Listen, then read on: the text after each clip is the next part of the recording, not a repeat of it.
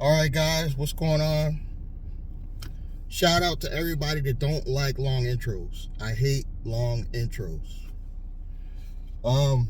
This is the only good news as far as I can see. If you guys could find something else, let me know. But the main thing that I feel is good still, because I don't want to always just bring bad news. You know, the only good news is Uber and Lyft, any of the gig jobs, they can lead into a real business. And the main ones that I've actually been using already, obviously it's not enough by itself to take care of all my bills, or I probably wouldn't be driving at all. But one of the main ones that I'm sure the Rideshare professor uses, I know the Rideshare guy uses, the Rideshare hub, I think he positioned himself from jump. Go watch the Rideshare hub. Shout out to him. You know, he wasn't my favorite from jump.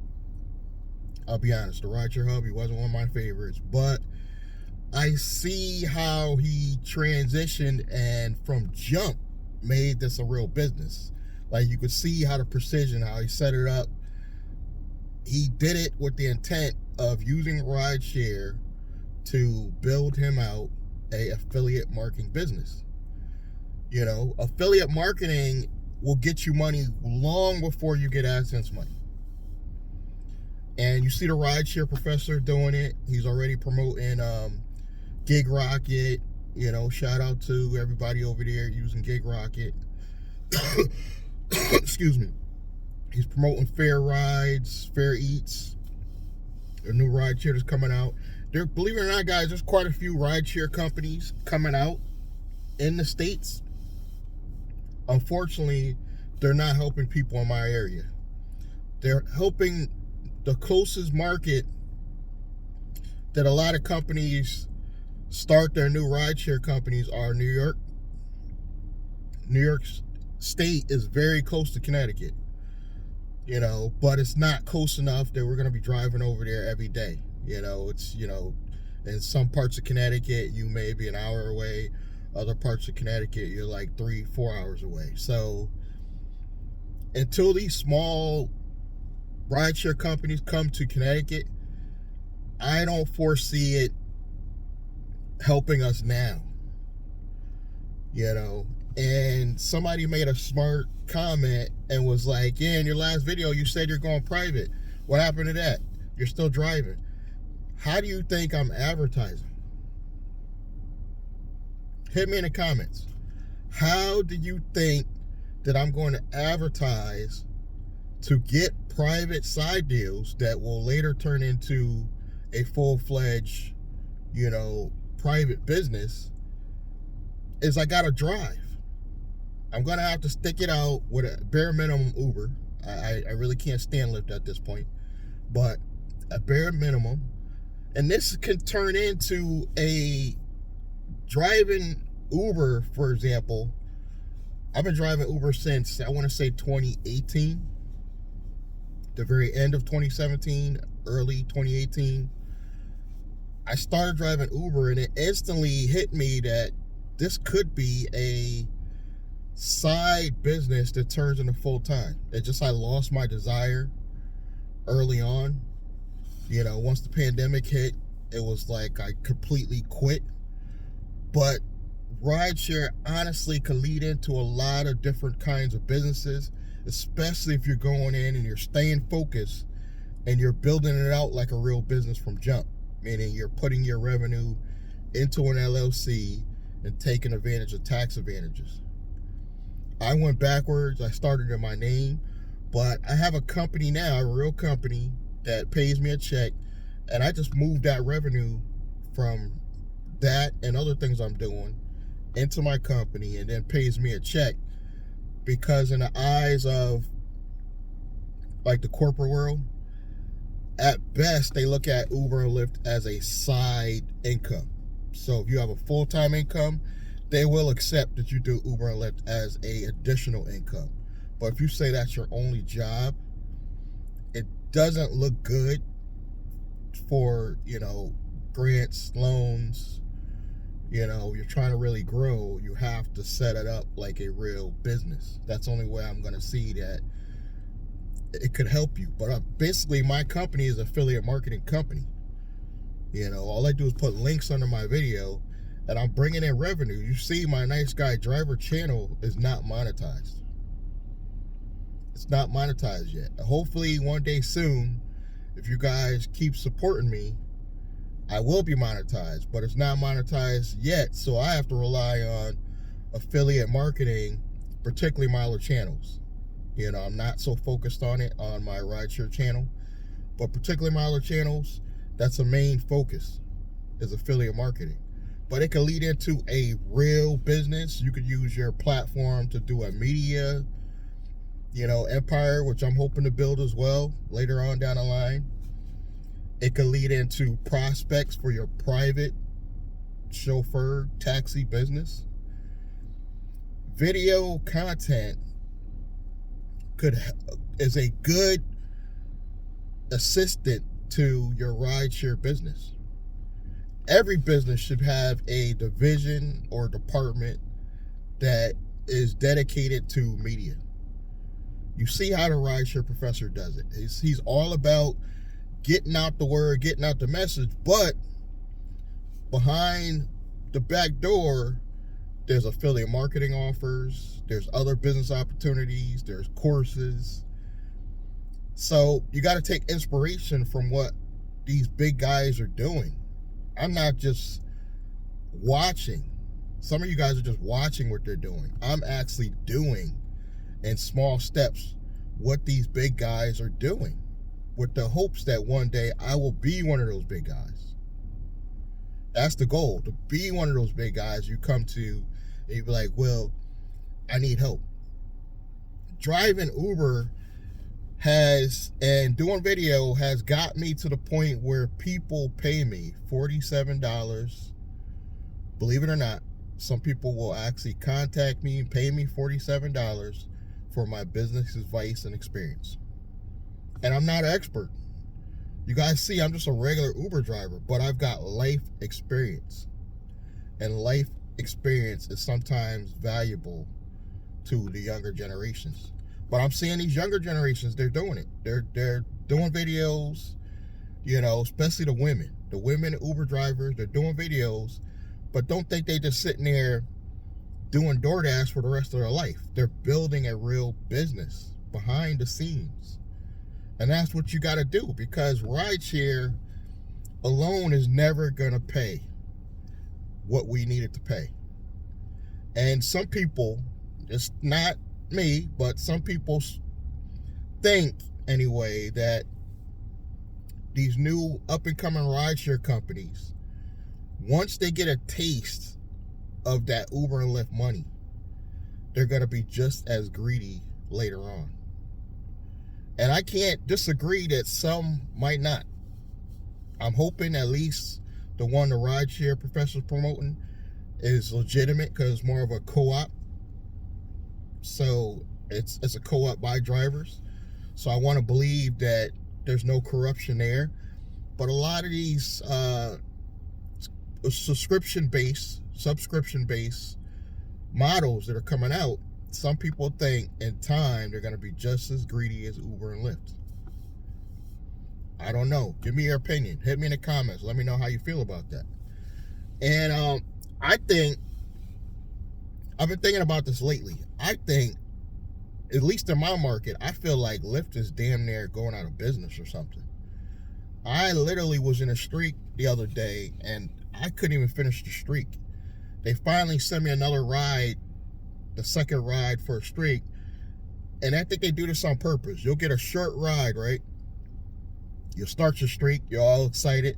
Then you'll get this crazy ride that's going to take you 3-4 towns away, and you know that if I take this, I got to drive an hour back home. I'm actually losing money.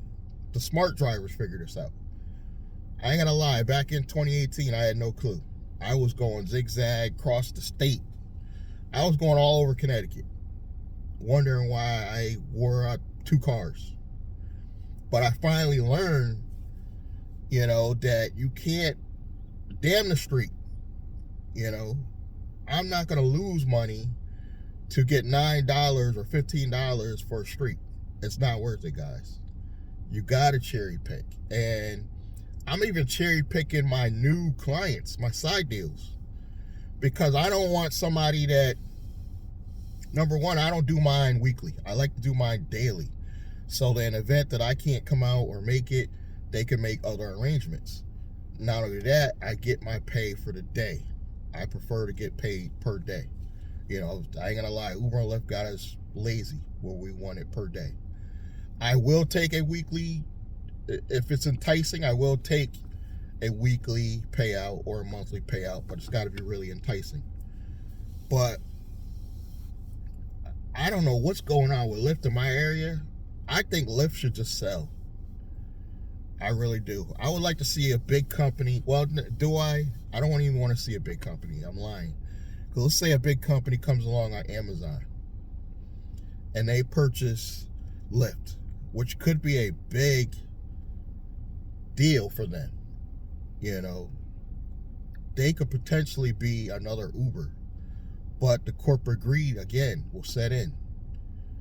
And I think they're just going to still continue to treat drivers like garbage. I would love to see a company that comes along and buys Lyft and does a subscription-based plan, completely eliminates the plan they have now, do a subscription-based plan, slowly integrate their drivers from what it is to the subscription-based plan, and we have something that's fair where the drivers get paid 90%, even 80%, guys. If we got 80%, hit me in the comments if you wouldn't be happy right now. And as far as I remember, I think they were paying that when they came out. They were paying like 80, close to 85%. I remember when I started that they were still doing referrals. And I think I signed up a guy from Facebook. To this day, he still watches my stuff on Facebook from Messenger. He signed up. I made like $300 from a referral, guys. And just imagine there was guys out there like Rideshare Professor, that's probably why he's suing, that were signing up thousands of drivers at $300 a piece. There was guys back in the day that weren't even driving for Uber and Lyft. They were literally referral-based businesses. I wish I was hip to it back then. They were literally signing up people and making $1,000, $2,000, $3,000 a month. And all of a sudden, Uber said, nope, cut it off in a day. And just like Uber does one thing, Lyft copies and does it, cut theirs off. Not too recently, Lyft was giving out some referral money. I want to say like last year, they were still doing like some type of referral program. But Uber cut that money off and owed people tens of thousands of dollars in referral-based money. I believe that's what Rideshare Professor is talking about when he says he's trying to sue Uber. It's for like all that money that all those drivers that he got in their queue. And it's corporate greed. So we don't need an Amazon to take over Lyft because it's the corporate greed. But like a lot of you guys say, like these smaller companies, they'll get a taste of that money and the corporate greed might set in. We don't know. And then a lot of people will say, well, why don't you go start your own business, your own rideshare company, like as if it's easy. I would never even want to come out here and compete with Uber. You know what I would be happy doing? Coming out here and just competing with a regular taxi service and making like $100,000 to $200,000 a year just in my area. I don't need to compete with Uber to be happy in life. I don't need to. I don't want to.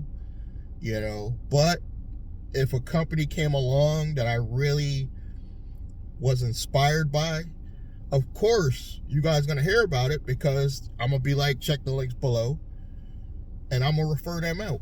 And if all these other companies, once they come to Connecticut, hit me up. I will definitely refer your company.